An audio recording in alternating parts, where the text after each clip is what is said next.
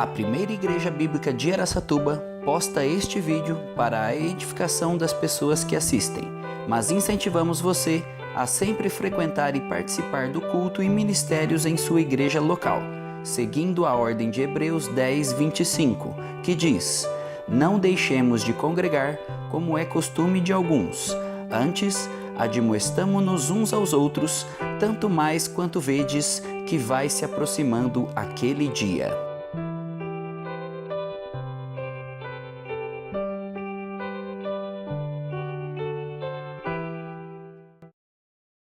Hoje nós vamos continuar nosso estudo de Apocalipse. Vocês já olharam para fora, pelas janelas? Gente, estava lindo demais. Eu acho que não vai dar tempo de eu falar hoje, não. Vai vir um arrebatamento. Olha que coisa também. Olha. Ai, ó, glória, aleluia. Maranata, vem Jesus. Amém, né? Eu vou dar tempo para ele se arrumar ali. E eu vou ler, pedir para a igreja ficar em pé. E vamos ler Apocalipse 15. Eu não vou ter tempo de expor o 15 bem como eu gostaria, mas eu quero ler porque é um cântico também. Apocalipse capítulo 15, dos 3 capítulos que pretendemos falar nessa noite, 3 porque nós ficamos sem falar da última parte do 14 de manhã. Então nós ainda temos que terminar o 14, o 15 e o 16. Mas eu prometo que não vou passar das 9 horas. Vocês estão animados? Amém? Não coloquei aqui, então olhem nas suas Bíblias, tá? Vi no céu outro sinal grande e admirável. 7 anjos, tendo 7 últimos flagelos, pois com eles se consumiu a cólera de Deus. Vi como um mar de vidro mesclado de fogo, e os vencedores da besta, da sua imagem e do número do seu nome, que se achavam em pé no mar de vidro, tendo harpas nas mãos. Entoavam o cântico de Moisés, servo de Deus, e o cântico do Cordeiro, dizendo: grandes e admiráveis são as tuas obras, Senhor Deus Todo-Poderoso.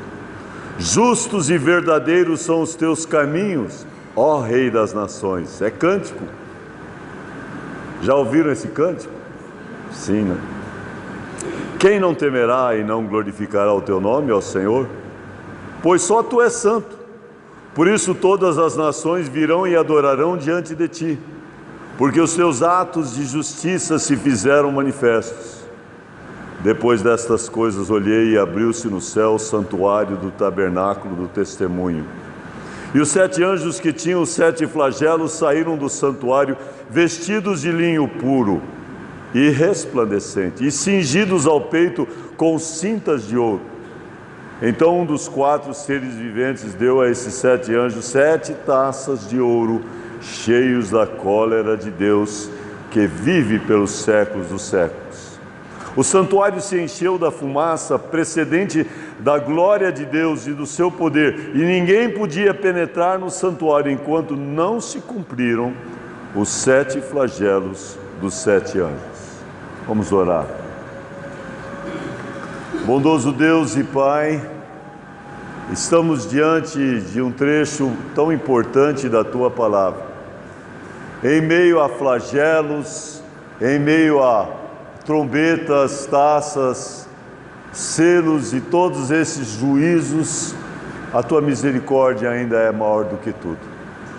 E é por causa da Tua misericórdia, Senhor, que nós não somos consumidos.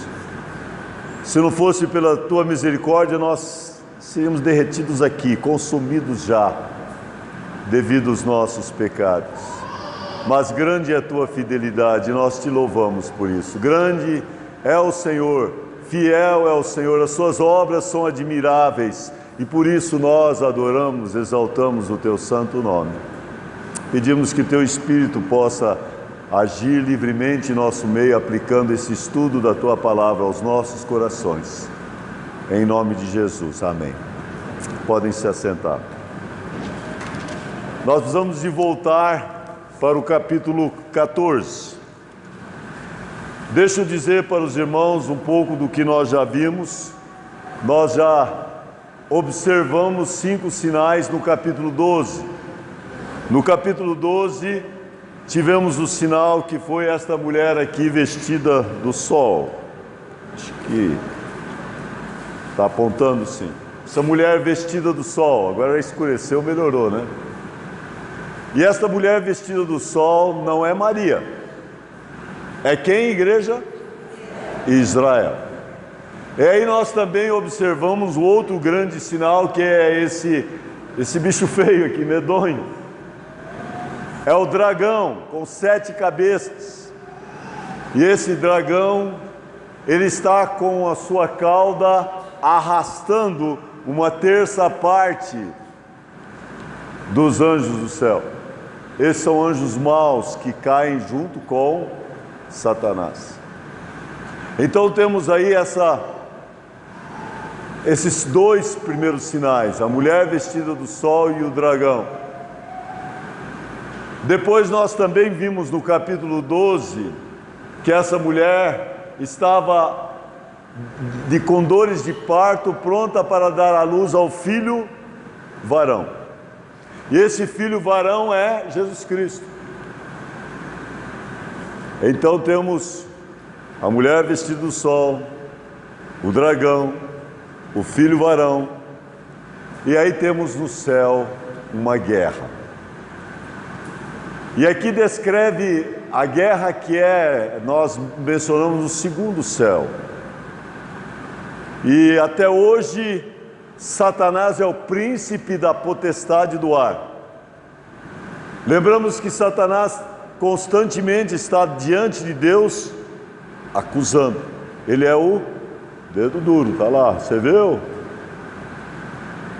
E diante desta acusação nós precisamos de um advogado, e esse nosso advogado Jesus nos defende.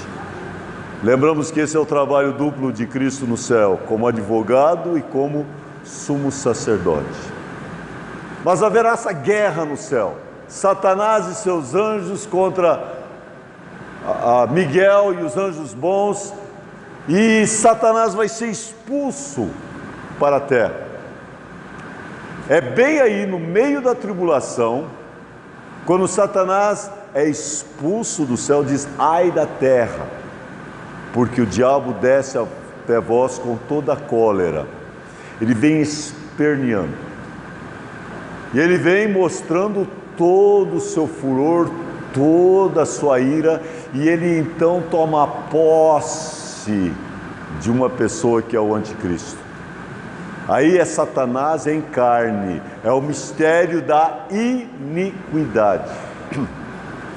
O mistério da piedade é Jesus Cristo, o mistério da iniquidade é o anticristo. Jesus Cristo é Deus em carne, o anticristo é Satanás em carne. Então temos esses 4 personagens, me ajuda a lembrar para eu não errar. Primeiro é a mulher vestida do sol, representa Israel. Segundo, temos o dragão grande e vermelho, descrito ali. Terceiro, nós temos o filho varão. Quarto, nós temos, eu não falei o nome, de quem que é o líder? Miguel. Miguel é o líder dos anjos bons. Então, quarto personagem. Mas temos ainda um quinto personagem que é mencionado. E nesse quinto personagem, acho que vai as letras, né? É mencionado que é dado asas como de águia e é levado para uma proteção. E aqui está falando sobre o povo judeu. Esse povo, nós sabemos, é a menina dos olhos de Deus. E durante a tribulação vai ter um lugar especial que eles vão estar sendo guardados. É um lugar que provavelmente é aquele que é chamado de Petra ou Bosra. Hoje nós vamos começar a falar sobre isto também. Eles vão estar sendo protegidos durante 3 anos e meio, durante o período principal de grande tribulação.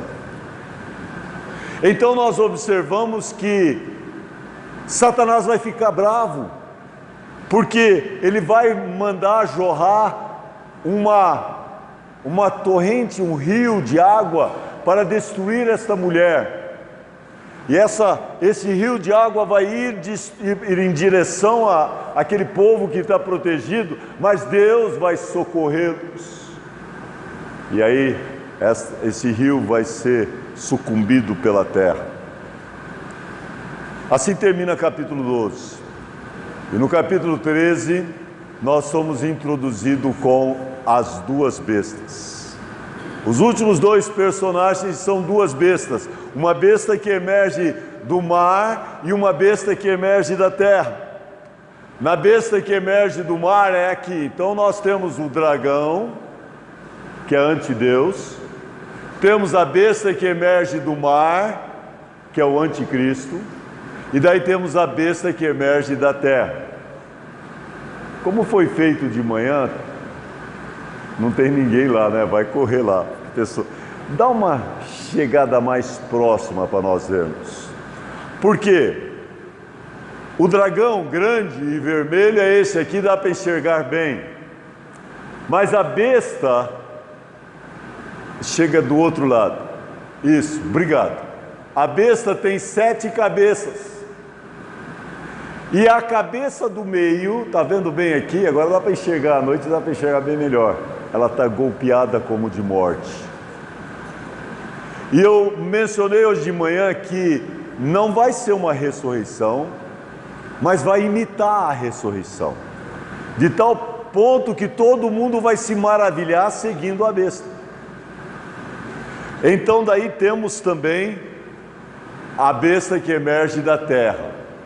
Então aqui, isso, a besta que emerge da terra. E nesse capítulo vai falar sobre a marca 666. Obrigado, nós vamos continuar vislumbrando da maneira normal. O capítulo 13, e de manhã vocês perderam, viu? Quantos estavam aqui de manhã? Levanta a mão. Estava bem representado. Falta você que não levantou a mão. Mas o capítulo 13 nos introduz essa estátua. Mencionamos de manhã que essa estátua fala sobre os 4 grandes impérios, mas são mencionados 7 grandes impérios. E no capítulo 17 descreve esses 7, falando sobre os reis e o último rei que surge do 7º, que é o 8º rei. Para entendermos isso, temos que começar com o Egito. Depois do Egito vem a Assíria. Cada um desses povos foram conquistados. E quando chegamos na estátua de Daniel, já estamos no reino de Nabucodonosor, representado pelo leão, a cabeça de ouro. Depois, Nabucodonosor e o reino babilônico foi conquistado pelo reino medo-persa, representado aqui pelo tórax. Ali está aquela estátua. Cada um foi conquistando o outro reino.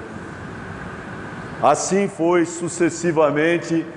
Daí passou ao próximo reino, que é o reino do Medo e Persa. Daí depois do Medo e Persa, aqui é o grego, representado pelo leopardo. Na leitura do capítulo 13, no começo menciona 3 desses reinos. Você pode ler depois, que hoje de manhã nós colocamos, já expomos isso. 3 deles são representados aqui pelo leopardo, pelo urso e pelo leão. Representados então pelo reino da Grécia, da Medo-Pérsia e da Babilônia. Agora o anticristo vai surgir das nações. E quando nós observamos isso, nós vemos que as nações que são em domínio hoje, estão aumentando e crescendo, são justamente representados pelos 10 dedos dos pés dessa estátua. E aqui vemos a Europa. De maneira errada, se vocês observaram no boletim passado, falou Estados Unidos e Grã-Bretanha. Quantos notaram isso? Acho que Pouca gente notou, né? Foi um equívoco, viu? O poder, não que eu estou aí defendendo os Estados Unidos, de forma nenhuma. Os Estados Unidos pode até encaixar dentro do poder ocidental. Mas o grande poder de onde vai surgir o anticristo é da Europa. É o poder ocidental. E nós temos exemplos disso já em formação, preparando, pois já disseram abertamente lá em Bruxelas, na sede da Comunidade Econômica Europeia: dê-nos um líder, seja Deus ou o diabo, e nós aceitaremos. Eles vão aceitar o diabo. Está tudo preparado. Lembrei da Cristina agora, está tudo preparado, né? Era para comer que estava tudo preparado quando ela falava. Mas está tudo preparado para a vinda do anticristo, meus irmãos. O sistema 666 já está prontinho. Muitos já estão já cadastrados. Só falta começar o funcionamento logo depois que a igreja for tirada daqui. Amém, né? Falou amém na hora certa, né? Hoje de manhã alguém falou na hora errada. Eu não vou dizer quem, mas a gente perdoa. As missionárias estão com cabeça de viagem, né? Mas o anticristo aí é descrito, capítulo 13. Vocês perderam de manhã, viu? Esse capítulo era para ser domingo passado à noite, mas não deu tempo. Mas o capítulo 13 é que fala sobre as duas bestas. A primeira besta é a besta que emerge do mar, que é o anticristo. A segunda besta é a besta que emerge da terra. E nós mencionamos que as bênçãos terrestres são prometidas para os judeus. E possivelmente nós entendemos que vai ser um judeu esta pessoa, esse falso profeta. Assim como a besta vai ser um homem, assim também o falso profeta será um homem. E o trabalho principal do falso profeta é levar todo mundo à adoração do anticristo. E aí o que ele faz? No capítulo 13, na segunda parte, descreve que é levantado uma estátua. Vai fazer com que essa estátua tenha fôlego. E nós mencionamos, não é só ventriloquismo isso não, viu, pastor? Até lembrei de você, pastor Valmir. Não é ventriloquismo aqui não, viu? O pastor Valmir tem capacidade de falar assim. Você lembra do boneco dele? Mas esse aqui vai ser demônios. Poder demoníaco que vai fazer com que uma estátua fale.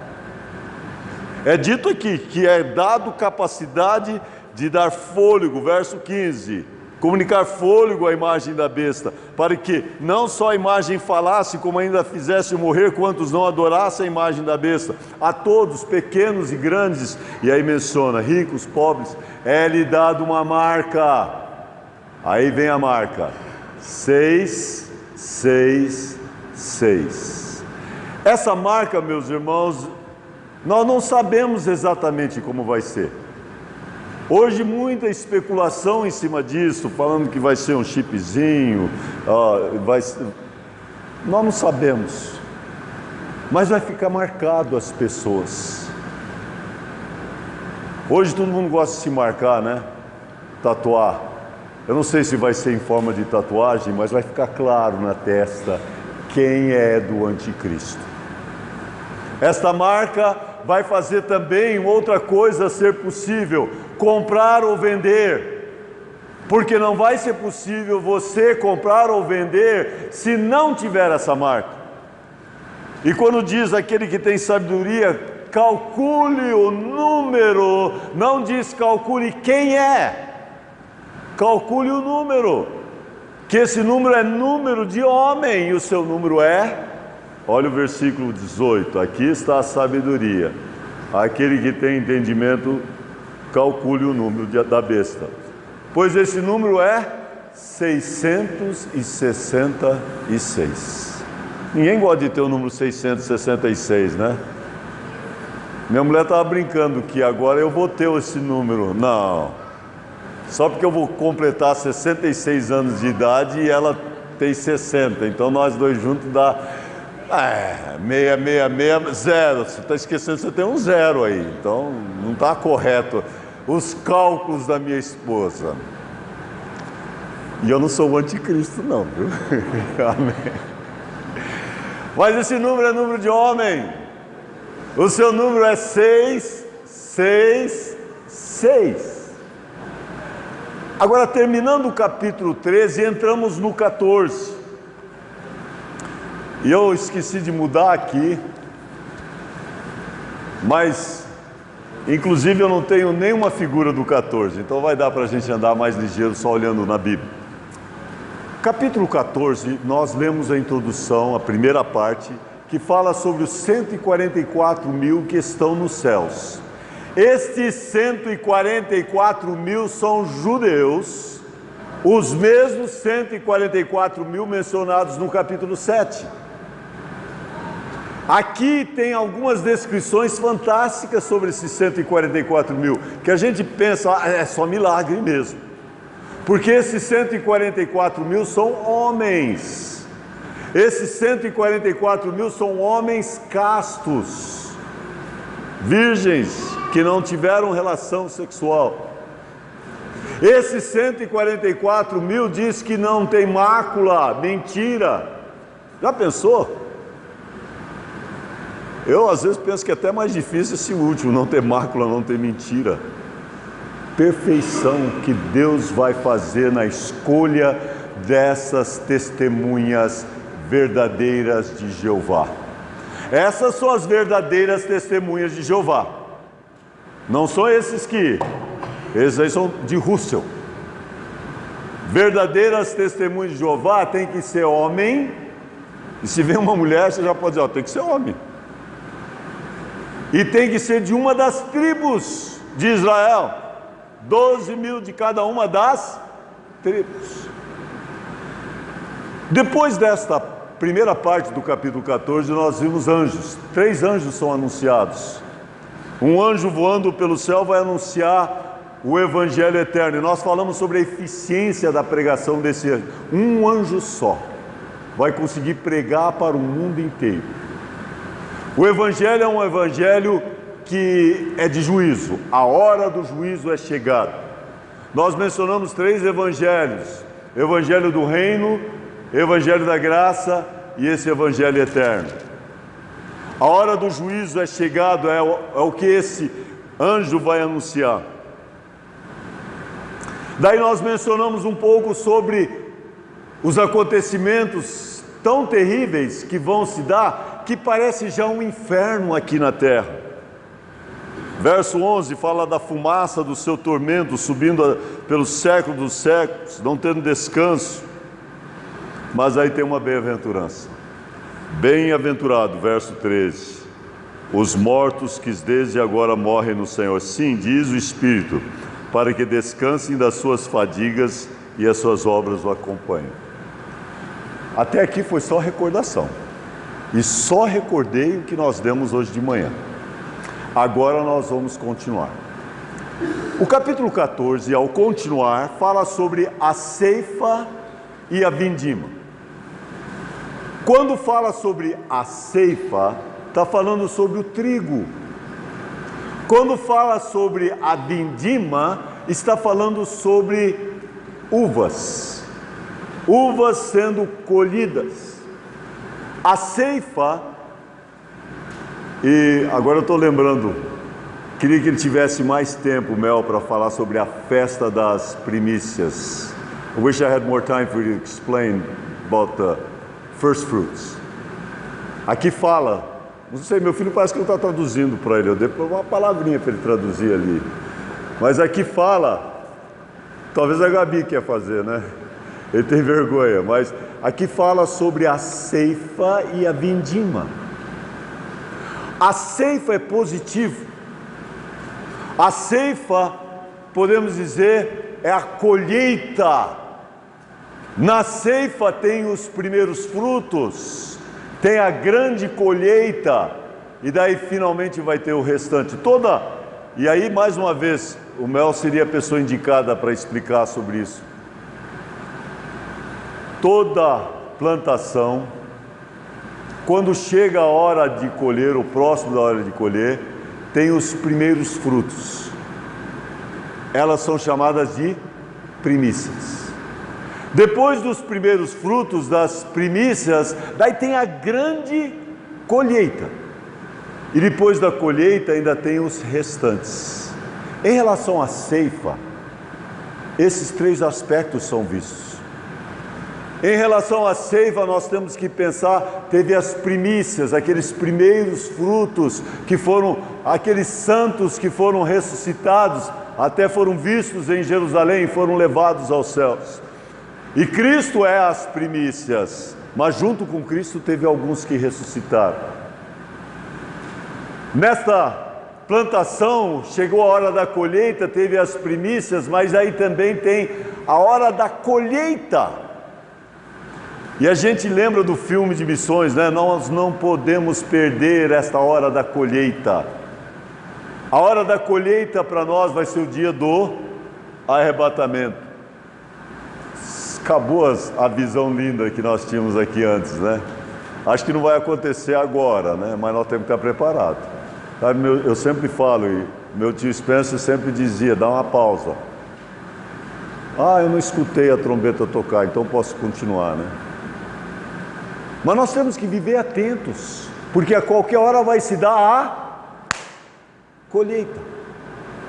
Mas depois da colheita, ainda fica aquele restante. Aquele restante são exatamente aqueles frutos que ficaram por fim, no finalzinho, mas ainda fazem parte daquela colheita completa. Primícias, a colheita em si e o restante. O restante vai ser depois de 7 anos, no final da tribulação. Mas daí é mencionado para nós já, no final do capítulo 14, a vindima. O que é a vindima? Eu disse que a colheita, a primeira é positiva porque é a colheita do trigo. Então a colheita tem as 3 fases, mas aspecto aqui está pensando no trigo. A vindima é das uvas. E como que era feito com as uvas? As uvas eram colhidas e jogadas em um lagar. E era depois pisado em cima, de tal forma que aquilo ali virava uva, suco de uva, né? O vinho era feito dessa forma. E assim era feito no lagar. Essa mesma simbologia é dada aqui. E por isso que já introduz para nós o Armagedon no final do 14. E eu estou pulando já para os versículos finais, 19 e 20. Então o anjo passou a foice da terra e vindimou a videira da terra, e lançou no grande lagar da cólera de Deus. E aqui vem a ira do Senhor, aqui vem o cálice transbordando da ira do Senhor. E o lagar foi pisado fora da cidade, e correu sangue no lagar até os freios do cavalo, numa extensão de 1.600 estádios, 300 quilômetros de sangue, desde lá da ponta do Carmelo até o sul, no Negueb. Vou ter que passar bem para frente. Agora vocês podem pegar seu boletim para olhar bem de perto. Eu vou voltar aqui para esse quadro, mas vamos lá para o mapa. Vocês têm um mapa aí? Olha só no mapa, antes de dar os detalhes do Armagedon, o sangue vai correr, a extensão toda é essa aqui, ó, desde aqui até Petra, até essa região.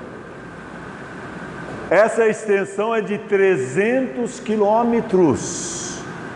Vocês podem imaginar? Mas lembrem que aqui vai estar juntado todas as nações para a batalha do Armagedon. E a figura é de Cristo vindo, voltando e pisando o lagar das nações. E ao pisar neste lagar das nações, o sangue vai correr nessa extensão toda. Ainda hoje nós vamos explicar um pouquinho mais sobre isso. Vou até deixar o mapa ali e vamos olhar capítulo 15 e 16. Capítulo 15 eu já li para os irmãos, porque eu não vou expor ele. O capítulo 15 é introdutório dos últimos 7 juízos, as últimas taças.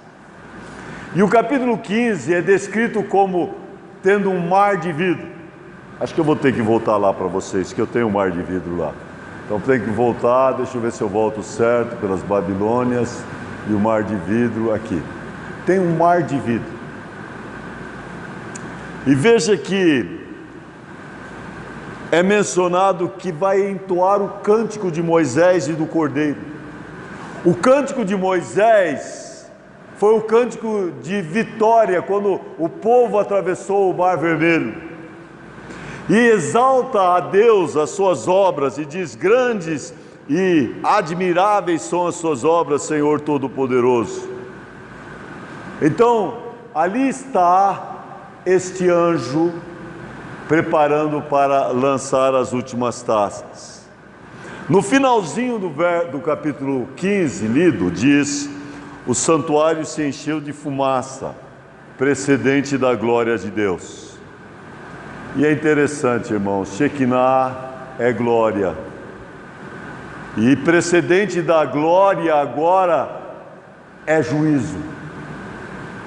E está dizendo aqui: o santuário se encheu de fumaça precedente da glória de Deus e do seu poder, e ninguém podia penetrar no santuário enquanto não se cumprisse os 7 flagelos dos 7 anjos. Agora, esses 7 últimos flagelos, há uma intensificação completa. Quando nós vimos os selos, o máximo que tem lá é 1/4 das pessoas da terra são mortos, atingidos nos selos. Quando nós vemos as trombetas, é mencionado 1/3 das pessoas. Mas quando chega nos flagelos, é tudo.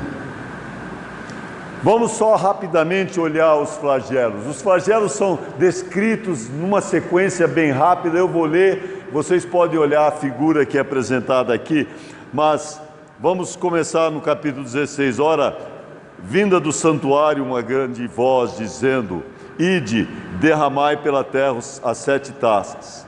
Saiu, pois, o primeiro anjo executando o juízo.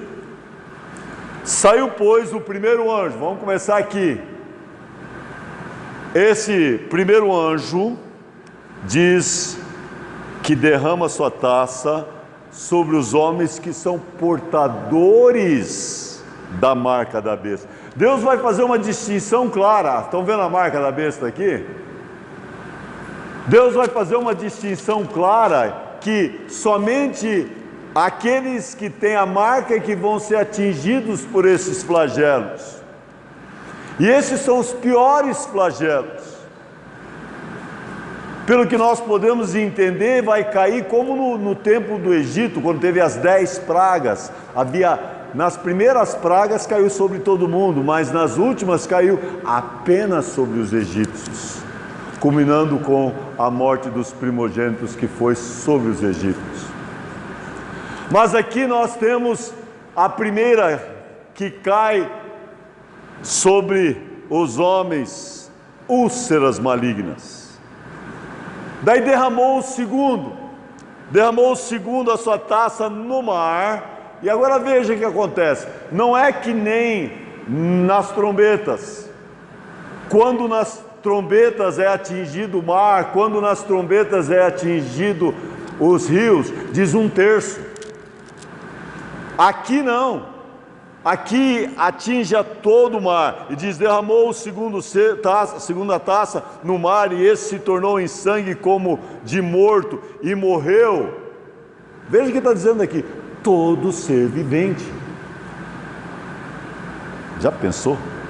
Todo ser vivente no mar vira em sangue e morre.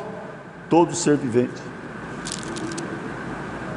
Daí depois do mar vem os rios, na mesma sequência. Vem os rios.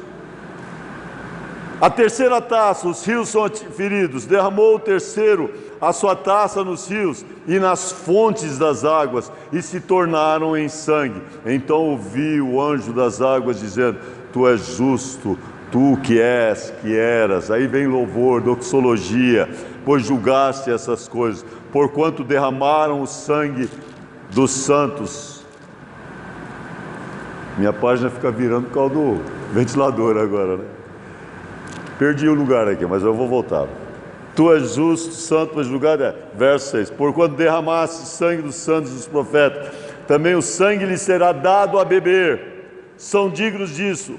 Ouvido o altar que se dizia: certamente Senhor Deus Todo-Poderoso, verdadeiro e justo são os seus juízos. É tão interessante que no meio de juízo tem louvor. O livro de Apocalipse é cheio disso. Vem juízo, vem louvor. E nós temos que louvar a Deus por todas as coisas, não é? Em nosso coração nós temos que ter esse espírito de louvarmos ao Senhor por tudo. Depois que as águas potáveis são todas atingidas, os homens desesperados com sede, eles vão receber esse sol pior do que Araçatuba. Se aqui a gente fala que é um sol para cada um, aqui vai ser muito pior. Só veja a leitura. O quarto anjo derramou a sua taça sobre o sol e foi-lhe dado queimar os homens com fogo. O sol é tão forte que queima. Se você reclamou hoje alguém reclamou do calor hoje? Tem vários reclamando. Em tudo dai graças. Ainda bem que você não está na tribulação, porque esse sol aqui nem se compara. Um calor escaldante foi-lhe dado queimar os homens com fogo. Com efeito, os homens se queimaram com intenso calor e blasfemaram o nome de Deus, que tem autoridade sobre os flagelos, e não se arrependeram. Não adianta, o coração deles estão endurecidos. O mesmo sol que amolece o barro endurece. E aqui vai endurecer. Esse sol escaldante não vai fazer que estes homens arrependam. Eles vão blasfemar a Deus. Mas para aumentar ainda mais o sofrimento, depois desse calor intenso do sol, o que tem aqui? Trevas. A quinta taça. Derramou o quinto a sua taça sobre o trono da besta, cujo reino se tornou em trevas, e os homens remordiam as línguas por causa da dor que eles estavam sentindo. E em trevas eles não podiam curar nem as feridas das úlceras, nem as dores do calor, nem talvez a cegueira, porque já estavam ficando cegos por causa do calor do sol, da luz do sol. E continua a sexta taça. Estão blasfemando. Vocês podem ver o retrato? Estão blasfemando a Deus. O homem na sua angústia. Isso aplica para nós também. Ou ele blasfema, ou ele louva a Deus. O verdadeiro cristão, mesmo em meio ao sofrimento, ele vai louvar a Deus. Vai sentir dor, sim. Ai, vai doer, mas ainda vai dar glória ao Senhor. Mas o incrédulo não. Nesta hora ele vai blasfemar, reclamar de Deus. E aqui esses homens estão sendo julgados e eles continuam blasfemando em vez de louvarem ao Senhor. E chegamos na sexta taça. Derramou o sexto anjo a sua taça sobre o grande rio Eufrates. Não sei se dá para ver aqui, mas aqui é representativo do rio Eufrates. Se você está ali e quer olhar para trás, talvez dá para enxergar melhor. O grande rio Eufrates é a passagem dos reis do Oriente. É por ele que vai passar, e por isso que ele também, eu vejo, é semelhante ao capítulo 8. porque lá também menciona o rio Eufrates, e vai passar um exército de 200 milhões pelo rio Eufrates. E aqui nós temos um exército que vem da China, todos vão estar vindo em direção a Israel. E veja a descrição disso, e aqui já é Armagedon. Por isso que diz aqui: derramou o cesto a sua taça sobre o grande rio Eufrates, cujas águas secaram, para que se preparasse o caminho de quem? De quem que é? Está aí. Dos reis que vêm do lado do nascimento do sol. Quem são os reis que vêm do lado do nascimento do sol? É a China. Então, vi sair da boca do dragão. Quem que é o dragão mesmo? Satanás. E da boca da besta, o anticristo. E da boca do falso profeta, 3 espíritos imundos semelhantes a rãs. Que nós vemos como os demônios estão em operação no mundo e dirigem os reis da terra. Esses demônios descritos aqui como espíritos de rãs. E se sabe que sempre rã é ligado com demoniologia, né? E aqui diz que vem 3. É importante observar que é 3 e não 4. Sabe por quê? Porque o quarto já vai estar destruído. O quarto reino destruído, que já vai estar destruído, é o reino do norte. Aqui para o Armagedon vão ter apenas 3 poderes, mas você fala 3 poderes, vai ter muito poder. É o mundo que sobrou, que está daquela época toda voltando-se contra Israel. Tudo preparando para o Armagedon. E continua: porque eles são espíritos de demônios, operadores de sinais, que dirigem os reis do mundo inteiro, com o fim de ajuntá-los para a peleja do grande dia do Deus Todo-Poderoso. Eis que venho como ladrão. Toda vez que fala sobre Jesus vindo como ladrão, tem que fazer uma pausa aqui. Não é arrebatamento, é revelação. E aqui já está falando sobre a revelação. É a vinda de Cristo em glória. Eis que venho como ladrão. E está entre parênteses, vocês notaram na Bíblia de vocês? Está entre parênteses aqui. Esse entre parênteses é só um parêntese explicativo. É inspirado pelo Espírito Santo. Às vezes nós temos aquelas passagens que estão entre colchetes. Entre colchetes, já vocês têm a dúvida, será que estão no original? Alguns textos não estão no original quando está entre colchetes. Mas entre parênteses, tem nada a ver, é só explicativo. E aqui então explica: bem-aventurado aquele que vigia e guarda as suas vestes para não andar nu e não veja a vergonha. Mas quando tem um entre parênteses, você pode ler o texto antes, pular o entre parênteses e dar a sequência. Veja como que dá a sequência perfeita. O grande dia do Deus Todo-Poderoso. Tira o entre parênteses, daí faz o quê? Então se ajuntaram no lugar que em hebraico se chama Armagedon. Deixa eu mudar e eu já vou terminar. Deixa eu mudar de volta lá para o mapa. Pode pegar o mapa de vocês se vocês não enxergarem muito bem no mapa aqui. Mas aqui vai dar para enxergar e apontar. Porque não dá para a gente mudar, isso aqui foi tipo foto, vocês vão notar que Cristo está escrito errado. Eu queria ter mudado isso aí, mas talvez eu não devia nem falar porque ninguém notou. Mas as letras são miúdas, mas está aqui no boletim, então no boletim você pode olhar bem de perto.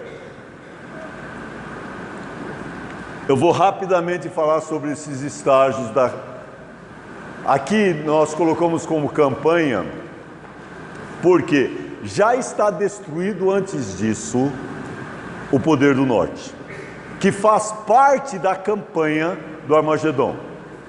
A batalha de Armagedon, ela se dá aqui nesses estágios. Primeiro, eu acho que para mim também eu tenho que olhar no boletim.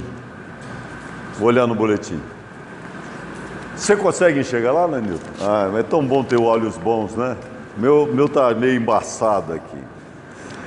Primeiro, número 1, está escrito lá, o ajuntamento do exército do anticristo. É anticristo.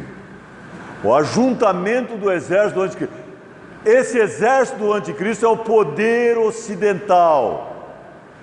Lembra que o anticristo vai surgir das nações. Então esse ajuntamento do exército se dá aqui bem nesse local, bem aqui em cima é o Monte Carmelo. E este local aqui é o chamado Vale do Armagedon ou Megido. Napoleão Bonaparte disse que esse é o maior campo de batalha natural do mundo.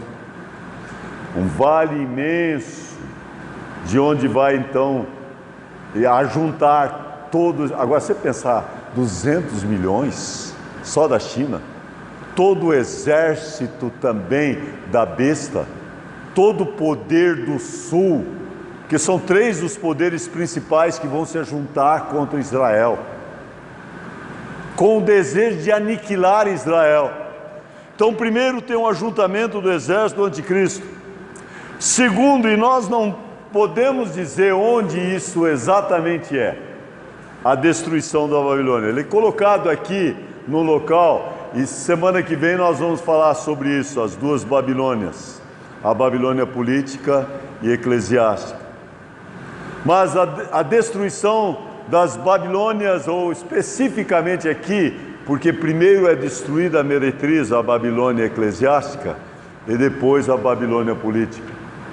E a Babilônia política é vista como uma cidade. Então, segundo o grande acontecimento no Armagedon, está ali a destruição da Babilônia. Onde exatamente não sabemos. Daí temos a queda de Jerusalém. Agora, Jerusalém vai ser cercada por todas as nações, mas ela vai cair, mas o Senhor vem em tempo para socorrê-la. Exatamente como acontece no final também do milênio. No final do milênio vai ser solto Satanás e também um número grande de pessoas, e aí não vai ter exércitos nenhum mencionados, mas é dito que o Senhor vai descer e como um sopro vai destruir. Jerusalém cercada, rendida, pronta para se entregar para os seus inimigos. Aí vem o exército do anticristo. Toda essa região, desde o Carmelo até aqui em Bósra, vai ser totalmente tomado por esse exército.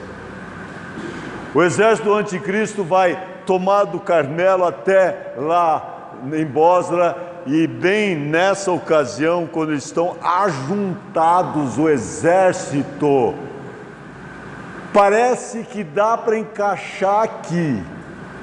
Não posso ser específico, mas nós sabemos que Israel vai ter os seus olhos abertos. Porque quando Cristo volta, diz que eles vão reconhecer aquele que eles traspassaram.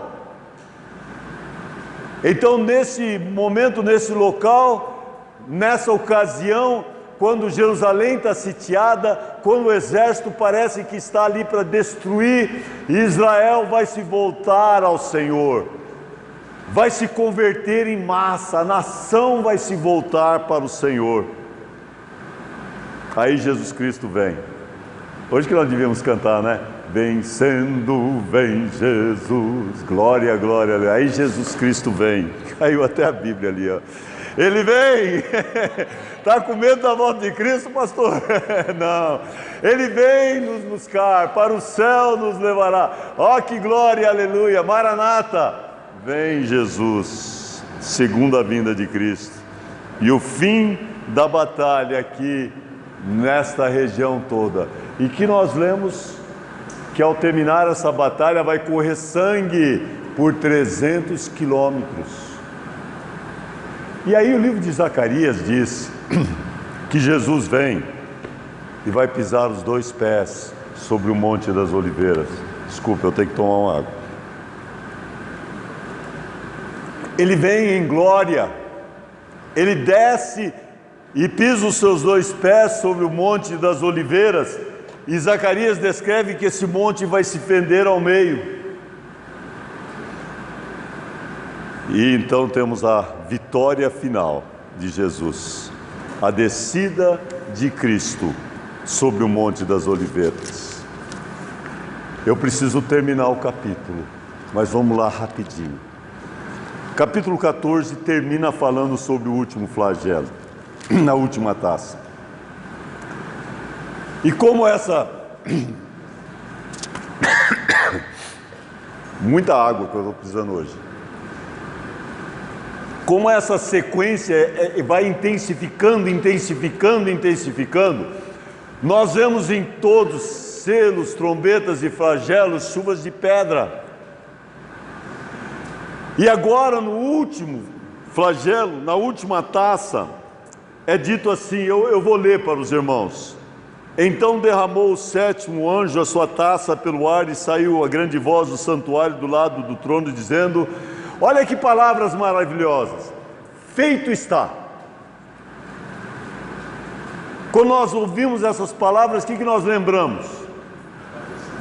Está tudo consumado, feito está. Sabe, são 3 vezes que essa expressão feito está é mencionada. A primeira vez foi quando Jesus na cruz disse: está tudo consumado. E inclinando a cabeça, ele entregou o Espírito. Estava consumada a sua obra. Aqui, quando é dito feito está, está consumado a ira de Deus.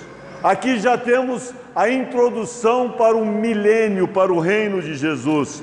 E depois nós vamos ter um último feito está, no capítulo 21, quando fala sobre as 7 coisas novas. Daí novamente vai dizer: feito está.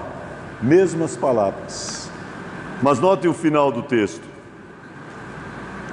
E sobrevieram relâmpagos, vozes, trovões.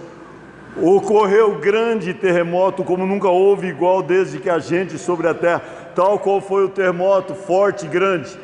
E a grande cidade se dividiu em 3 partes, caiu a cidade das nações, e lembrou-se Deus da grande Babilônia.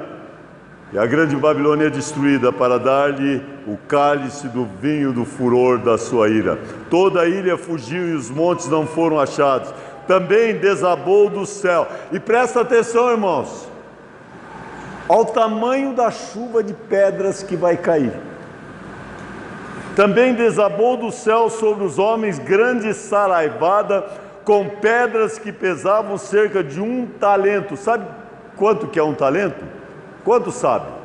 30 quilos. Vocês podem imaginar pedra de 30 quilos? Quando nós estávamos em Foz do Iguaçu, nós vimos umas fotos de chuva de pedras que matou uma boiada inteira. Mas não foi de 30 quilos. Foi bem menor e matou. Essas aqui, velho, vai bater e vai afundar, porque vem com 30 quilos do céu, desce sobre a terra, se bate numa pessoa, a pessoa já é enterrada a não sei quantos metros de fundura na terra. Então vai ser terrível essa chuva de pedras. Por causa do flagelo da chuva de pedras, o que o homem vai fazer? Vai se arrepender? Não. Vão blasfemar a Deus, porquanto o seu flagelo era sobremodo grande. Amém? Eu peguei muita gente. Eu não vou dizer amém, não. Eu não quero a justiça dessa forma, né? Mas, de fato, assim seja, Senhor, porque vai ser assim. Ele é soberano. Deus é bom, mas Deus é justo. Atentai para a bondade e para a severidade de Deus. A justiça de Deus também é um atributo que nós temos que olhar e admirar, porque o Senhor é justo em todas as suas obras. E Ele é justo no que Ele faz. E se Ele derrama a sua ira, é porque era necessário derramar a sua ira. E se esses flagelos vão cair sobre a terra, é porque era necessário cair. E sabe o que vai acontecer? um grande número de pessoas vão ser salvas. Apesar dessa blasfêmia da maior parte, ainda terá um grande número de pessoas salvas, mesmo diante de toda a manifestação da justiça divina. Deus é bom, amém? Mas Deus é justo, amém? Amém também. Louvado seja o nome do Senhor. Vamos orar. Bondoso Deus, sei que é difícil falarmos desse assunto. É difícil porque nossa mente fica já imaginando como vai ser esse juízo. E ainda bem, Pai, eu entendo que lá do céu nós não vamos estar vendo isso. Mas, ó Pai, obrigado que o Senhor é misericordioso para conosco. Não retarda o Senhor a sua promessa, como alguns a julgam demorado, mas o Senhor é longânimo para conosco, não querendo que ninguém se perca. Ele é bom, Ele está esperando pessoas se arrependerem, crerem em Cristo como Salvador. Ó meu Pai, eu peço, mesmo essa noite, se tem alguém que não conhece a Jesus, possa crer em Cristo como Salvador, arrependendo dos seus pecados, crendo nele para a vida eterna. Obrigado por esse tempo. Aplique estas mensagens de Apocalipse ao nosso coração. Em nome de Jesus, amém.